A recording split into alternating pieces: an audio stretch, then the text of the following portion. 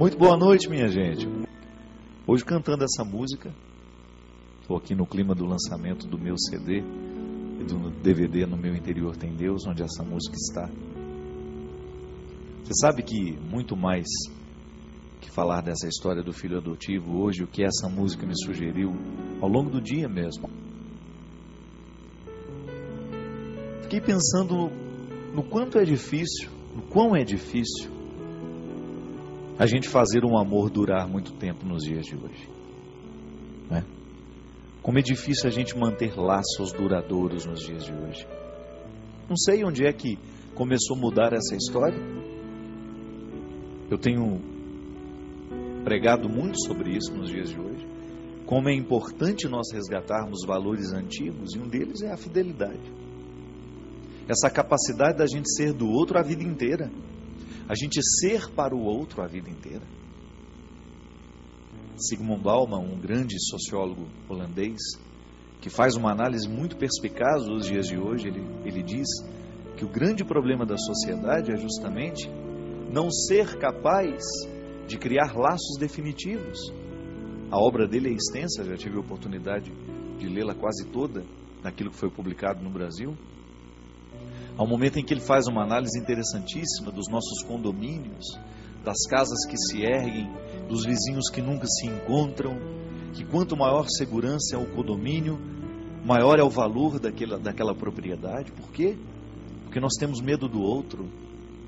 Nós não estamos muito dispostos à presença do outro na nossa vida. Uma incapacidade que tem crescido. O ser humano tem ficado cada vez mais distante de si mesmo, porque quando ele se afasta do outro ser humano, ele afasta de si mesmo, porque o outro é o referencial, é o instrumental por onde eu posso o tempo todo ter acesso a mim.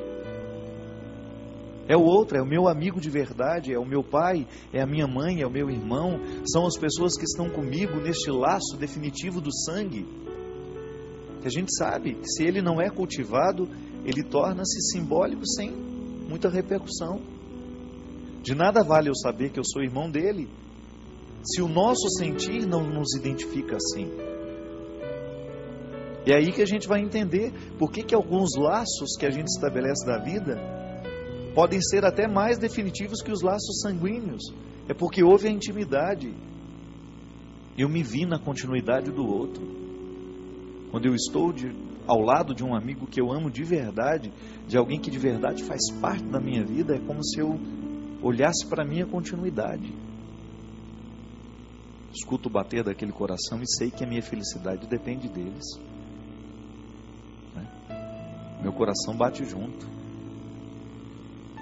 E o Bauman diz que essa incapacidade humana de gerar laços que sejam definitivos, aí ele trabalha o conceito de água, né? Ele vai dizer que a sociedade é líquida, o amor é líquido, a vida é líquida nos dias de hoje, ela escorre pelas mãos o tempo todo e nós não temos disposição de barrar para que essa água permaneça, porque a felicidade humana está diretamente associada ao transitório. O definitivo nos amedronta. Por isso que tanta gente hoje tem dificuldade do definitivo, com o definitivo. Eu sei que a gente precisa analisar isso com muito cuidado. A gente precisa identificar o que está sendo modificado dentro de nós, porque essa mudança antropológica que nós estamos tendo, ela pode prejudicar muito o futuro dos nossos filhos, que afinal de contas, a felicidade do meu filho depende da minha capacidade de ser duradouro nas minhas relações. Quantos casamentos mal começaram já estão terminando, independente da irresponsabilidade com que nós vamos lidar com esse término. Às vezes deixa de ser marido e mulher e deixa de ser pai e mãe também, né? Esse é um problema hoje. Os casamentos se dissolvem e como é que vão ficar esses filhos? Porque as pessoas não estão dispostas a lutarem, a fazer sacrifício, a ter um pouco de disposição, de dar de si, de ir além, de ultrapassar os limites do convencional, do transitório, do temporário. É tão difícil permanecer nos dias de hoje, né? Talvez por isso a gente sinta tanto medo, Eu acho que a origem dos nossos medos está muito ligada a essa transitoriedade dos laços. Até quando você vai ser meu amigo? É a pergunta, né? Até quando você vai ter paciência comigo? Até quando você vai suportar as minhas mazelas? Porque a gente sabe que a tolerância com o defeito do outro, com o limite do outro, tem sido cada vez menor. Quantas vezes o pai abandona o filho porque está lhe faltando tolerância?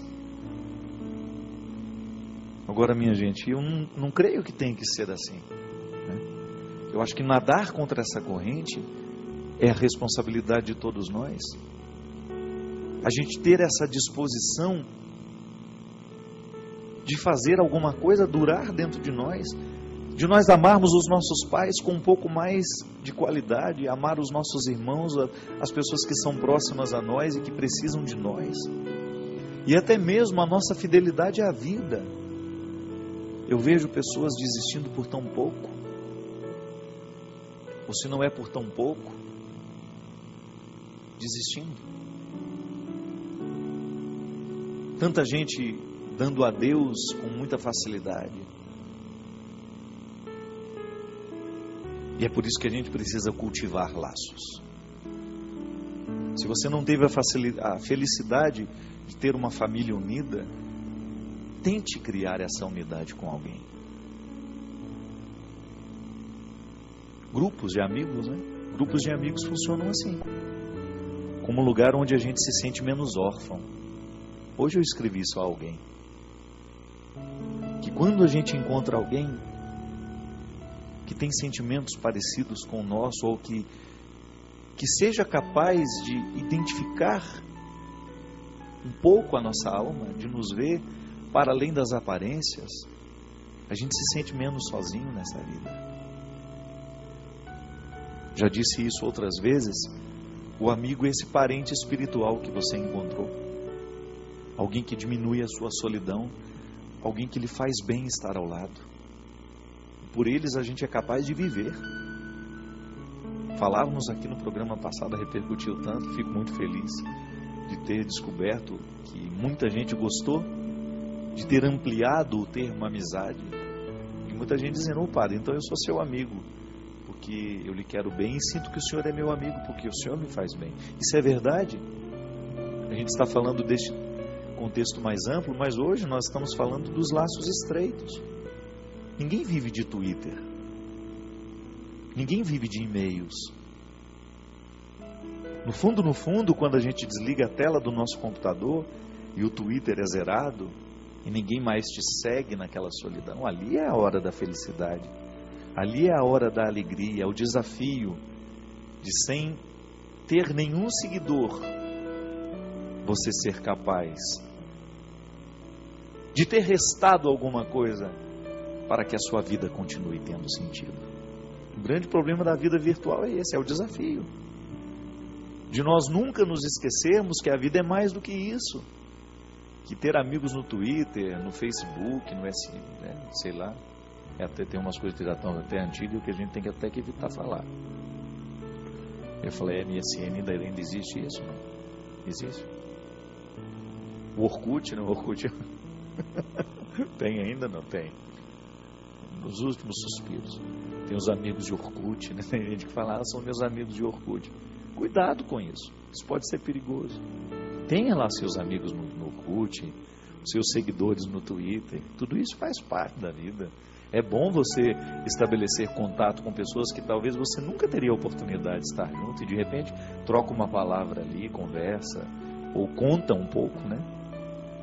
Mas não se esqueça que quando você desliga aquela tela, é que a sua vida verdadeiramente vai contar tudo. É o que sobra. Quais são os números do telefone ali, daquela agenda ampla, extensa, que você tem o direito de ligar, ainda que seja de madrugada, para pedir um auxílio? Às vezes nós temos 300 mil seguidores, mas qual é o número de telefone que você pode ligar de madrugada? Às vezes você tem muitos muitos contatos na sua agenda de telefone, mas dá uma olhada nesse celular hoje aí e me responda: quem ficaria até o fim? É desconcertante, mas é necessário. Para que, quem sabe, a gente possa analisar se a gente também não está fazendo essa relação líquida, não é? Porque às vezes a gente faz a crítica da sociedade, mas a gente não tem coragem de fazer a crítica de si mesmo. Será que eu também estou líquido nos meus relacionamentos? Será que eu estou superficial? É tão ruim, né? Outro dia eu experimentei isso. Estava conversando com uma pessoa, amenidades, e de repente o assunto começou a ficar sério. Que eu não gosto de ficar falando de amenidades o tempo todo só. Se eu tenho a oportunidade de tocar questões fundamentais da existência, eu gosto. Eu gosto de conversar com profundidade, porque eu cresço, eu acho que me faz bem ao outro também, eu acho. A gente sair dessa, que música que você gosta, né? O que você está lendo? Não. Aí depois que, tá bom, o que você está lendo? Aí já começa a falar do que está lendo, e o assunto já começa a costurar a nossa vida, e aí a gente já tem liberdade de falar já das angústias que experimenta. E aí eu percebi que aquela pessoa não tem muita facilidade em ser íntima, de falar de si, e até mesmo de escutar o que o outro tem a dizer. É interessante isso. São essas inaptidões que a gente reconhece de vez em quando, né? Aquela indisposição do outro de ultrapassar a conversa, de sair do convencional e adentrar os territórios da profundidade. Acho que isso é tão saudável em nós, gente. Deixaram de nos ensinar a profundidade? Não sei. Pode ser. Pode ser que a cultura que esteja sendo produzida para a massa, essa que às vezes da qual a gente se alimenta, ela esteja impedindo o aprofundamento de muitas questões. Você já deve ter me escutado falar, né? Eu acho tão ingrata a pergunta que só quer retirar um sim ou um não. A vida é muito mais do que isso. Eu não quero ser um homem para dizer sim e não. Eu quero ser um homem para refletir. E depois você chega ao sim ou não. Nós precisamos ser capazes de identificar as nossas questões humanas e de lidar com elas com profundidade. Porque dessa fidelidade ninguém está livre. Eu preciso ser fiel a mim até o final. É o meu compromisso. O presente que eu recebi de Deus em ser quem eu sou, você, de ser quem você é, nos pede essa fidelidade de ser duradouros. Nós precisamos ser duradouros. Nós precisamos ir até o fim. Nós não podemos morrer na praia. Nós temos que aprofundar. Olha o convite de São João Paulo II. Vamos lançar as nossas redes em mares mais profundos. É o que a gente precisa. Ir além do convencional. Ir além daquilo que esperam de nós. Surpreender-nos. Hoje eu falava sobre isso no Twitter também. Muito mais importante que surpreender os outros é você se surpreender. Porque eu, quando surpreendo o outro, eu estou dando a ele alguma coisa que eu já sei que eu tenho. Então eu estou dando ao outro algo que o impressiona. Eu já sei que eu tenho aquilo. Agora, quando eu me surpreendo comigo, eu estou dando a mim algo que eu nem sabia que eu tinha. Veja como isso é mais profundo do que surpreender o outro. Quando eu descubro na minha essência humana riquezas que até então eu não conhecia. Quando motivado por uma frase, por uma palavra, por uma cena que eu vi, eu consegui acessar alguns detalhes da minha alma que eu nem imaginava que existia. E é isso que faz a vida valer a pena. É isso que faz a gente não desistir. É isso que faz o ânimo permanecer. É eu continuar me surpreendendo comigo. É eu ter sempre em mente, diante de mim, diante dos meus olhos, que a principal surpresa que eu preciso causar ao mundo é a mim mesmo, antes de qualquer coisa. Porque se eu continuo me surpreendendo, eu vou ter um processo criativo vivo dentro de mim. Isso vai facilitar a minha inteireza, vai facilitar eu estar no mundo com um pouco mais de qualidade. Aí surpreender o outro é só um detalhe. Não é assim do artista que você gosta? Sempre que ele vai lançar um trabalho, você não espera surpreender-se? Eu quero a novidade daquele artista, né? E ao artista cabe esse fardo, não é brincadeira, né? Você vê lá um Chico Buarque, depois de não sei quantos anos de carreira, ainda nos surpreender com suas frases, com suas construções perfeitas, bem elaboradas, inteligentes. Estava vendo uma entrevista da Gal Costa e do Caetano Veloso, dois grandes mestres da música popular brasileira, essa semana no Jô Soares. E eles lá lançando um trabalho novo e ao mesmo tempo quase que tendo que dar satisfações da novidade que está apresentando no trabalho. Eu vi o fardo do artista, né? De ele surpreender depois de 50 anos de trabalho. É duro surpreender o outro, né? Mas o que faz o artista manter-se vivo? É ele identificar que dentro dele ainda existem reservas de arte, que ele não explorou tudo ainda. Mas onde é que acontece a morte do artista? Quando ele vive para surpreender o outro. Aí ele corre o risco de começar a fazer o que ele não gosta só para surpreender o outro. Aí ele começa a morrer aos poucos, ele perde a alegria. Por isso que eu admiro aquele que é capaz de manter-se fiel a si mesmo. Ser fiel a si mesmo é muito difícil, minha gente. Veja isso na política. É o que eu peço pelos meus irmãos, companheiros e amigos de verdade que entraram na política. Eu sempre digo a eles. Já disse isso ao Eros, já disse ao Gabriel Chalita. Neste mundo de tanta perdição, sejam fiéis ao caráter que vocês receberam dos pais de vocês. Porque é o desafio. Ser fiel a si mesmo, neste contexto onde tantas vezes nós somos jogados, quase que sequestrados. Você? Quantas coisas na sua vida podem dar errado se você não for fiel a você? Se você não levar até o fim esse compromisso de qualificar cada vez mais a sua existência. De você não ficar preocupado em surpreender-se o outro, mas antes de qualquer coisa, viver essa doce satisfação e amarga também, porque nada é só bom. Em algum momento você vai ter que experimentar o avesso. Já dizia o mestre Caetano Veloso, cada um sabe a dor e a delícia de ser o que é. Então você manter-se fiel a isso.